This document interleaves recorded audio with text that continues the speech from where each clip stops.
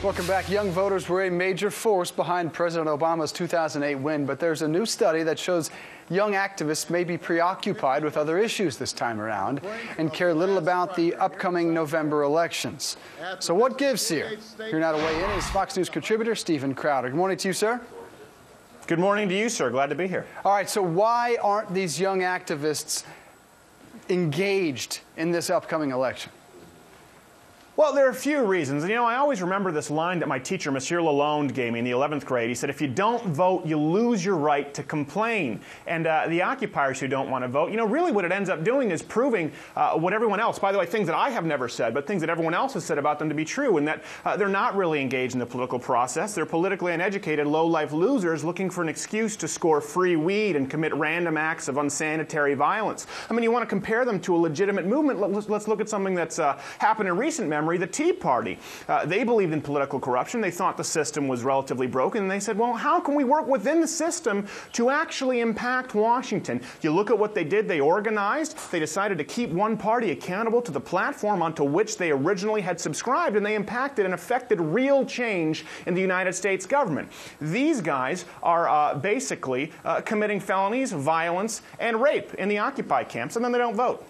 Yeah, the Tea Party clearly changed the conversation in Washington, got people elected in 2010, and still continue to do so now. Here's what this study from Applied Research Center found about these young activists.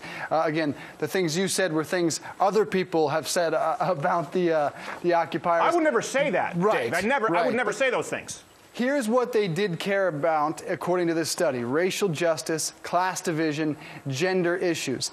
Let me ask you, is this same group of people just frustrated with the system we have, with the gridlock we have from both parties, feeling like they're not represented in elections, and therefore they feel like they can't make a difference with their vote?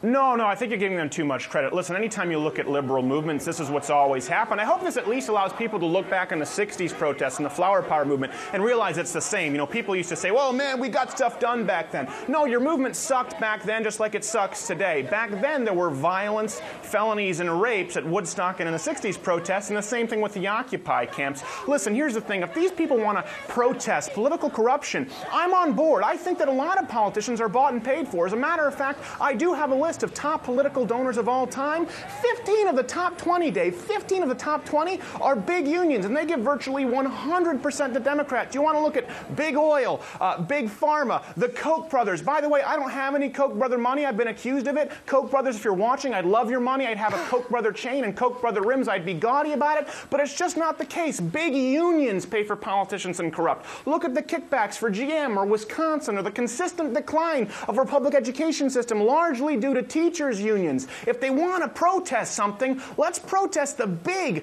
corrupt relationship between unions and the United States government. And by the way, Dave, if I've said anything here that offends somebody or something that someone disagrees with, they can always tweet me at @SCrowder.